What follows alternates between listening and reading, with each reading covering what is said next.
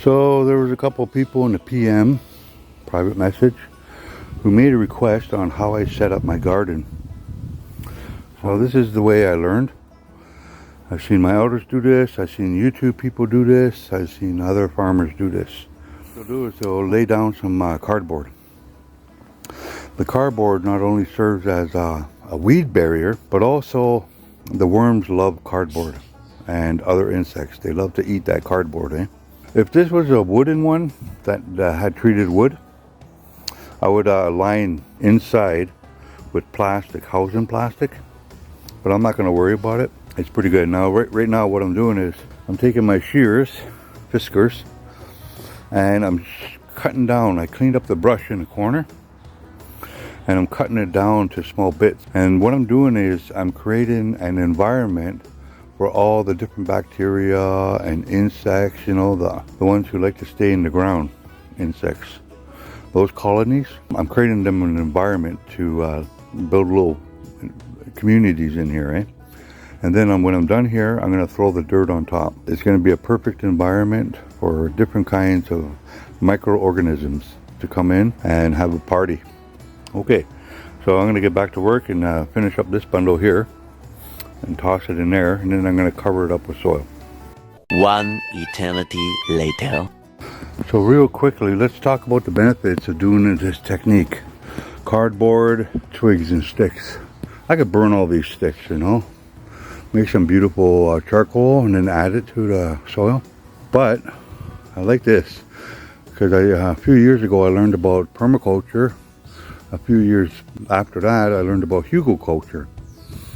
You know, and I want to get out of the monoculture, which is planting in rows, eh? My buddy Jacob, he's a farmer. Farmer Jacob, well, he taught me about this permaculture, and he made these beautiful mounds. And he would put logs and big wood underneath and then cover it up with, you know, leaves, debris from the forest, and then soil on top. And he just throws seeds all over the hill. And these beautiful plants came out, eh? Well, I'm trying to replicate that style of hugelkultur, where you put the cardboard, you put the debris, leaves and twigs, and I'm recycling the leaves. I'm helping them break down better. It's also good meditation to cut up these little branches, you know. The benefit of this is also, it's good for retaining water. Then if it was just soil, that would just seep right through, eh? The wood, the cardboard, and the leaves that I'm going to put on, they're going to absorb the water. So my plants will have a lot more moisture in the roots, eh? Beneficial. Like I said earlier, it's really beneficial for insect colonies and microorganisms to come in. It's going to be a lot of air pockets in here.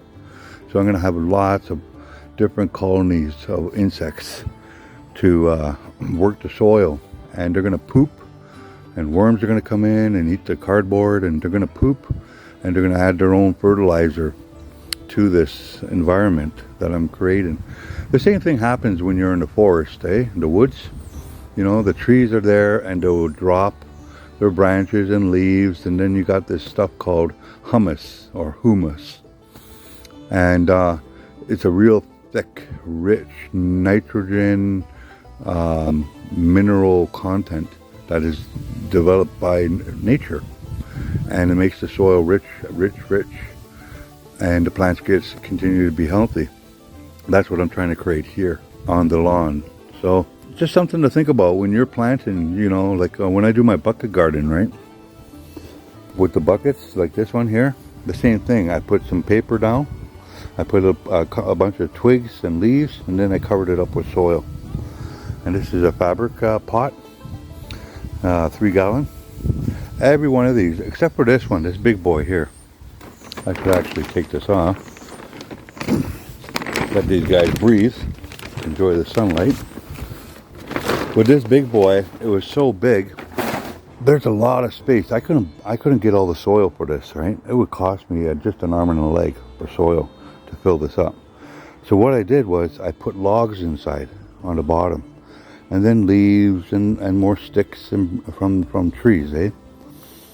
And then I topped it off with the soil. And you know what? I only used 15 bags of soil on this, where it would have been over 30 to fill the whole thing up. So just to think about that, you want to save space. Your plants, they only need a foot or less of soil, to grow real healthy. Unless you're growing potatoes or sweet potatoes or something like that, then you're going to do ground planting, But for raised beds, you only need a foot or less for certain plants, All the rest of the space is just beneficial for the insects and the microorganisms, and that's what it's all about. I'm going to finish up this last bed, our 7th bed, and that's it for me. I'm going to start transplanting beautiful plants in here. I'm going to start building little webbing to keep the squirrels out, and life is good. Hope all these tips and tricks help you with your own prepper gardening, your own self-sufficiency, food production, and just, it's a great exercise to be out here, working the dirt. Yeah, dirt time. That's what it's all about for me, and keeping myself mentally healthy and emotionally healthy. Oh, me good. Okay, here's another trick that I like to do. I found myself an old bucket, This is an ice cream bucket or something from the store, throwaway. So I'll take it, I'll drill some holes in it, for drainage. And I make extra big holes. You see those extra big holes there? I take some paper bag, rip it up, soak it up so it's easy, and I stuff it on the bottom, just like that. Okay, so it serves as like a absorbent. I take this, and what I'll do is I'll lay it down in here in the corner of my garden. I'm going to put another one over there. All right, we are pretty much done here. I got my garden. This time I'm going to build a little runway here, A little gully for the water to run through, so it doesn't pool up in the center on the plants. I got my pot here. All right, we got spearmint growing in there. You can always tell any kind of mint family, Just go around the edges. If you go around, run your finger around the edges. It's not round stemmed. It's actually a square. It has 4 sides. And it's a mint family, That's a little tip for you. What is going on with these pots? These two. This one and this one. Well, this is kind of cool. I know a lot of fishermen that do this. They will have compost. They will put buckets and cut holes on the bottom, and they will throw all their compost in there, kitchen scraps and what have you, and then they'll cover it up. Pour some little water in there and cover it up overnight, and then within a couple of days, this whole area is going to be filled with worms and good insects, and that's their bait. That's what they use for fishing bait. Big worms, because the worms love compost. They will go nuts for compost, the worms. So this is a nice little tip, a nice little trick on creating your own little compost in your garden. And also think about all the juices and all that nutrients and vitamins and minerals coming out of your decomposing food. It's going to go into your soil and benefit your plants.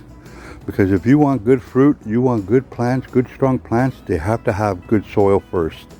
That's what I was taught. So this one here took, because I have 3 pots in here, it only took 9 bags, 25 liters, If I didn't have these pots in here, I would say it would take about 10 to 11 bags to fill this up. But I filled it up close to the rim. If you look, close to the rim here, The reason why is because once the rain comes, it will compress that soil down and settle it, So that's why I put so much soil in here. But all the rest are done. There's little Mochi, my little star of the show. And there's her grass. And there we go. Beautiful day today. A lot better than yesterday, but the plants loved yesterday. So when the sun sets down in the west, I'm going to come out here and give these guys a good dose of water, Cool them off. I don't cover them up with the plastic in this kind of heat because they'll just burn out. I don't want that to happen to my little guys. Thank you all for watching, guys. I hope you picked up some tips and tricks on some prepper gardening, eh? That's all I gotta say for now. You all have a good day, and I'll see you in the next video. Hopefully. Miigwech.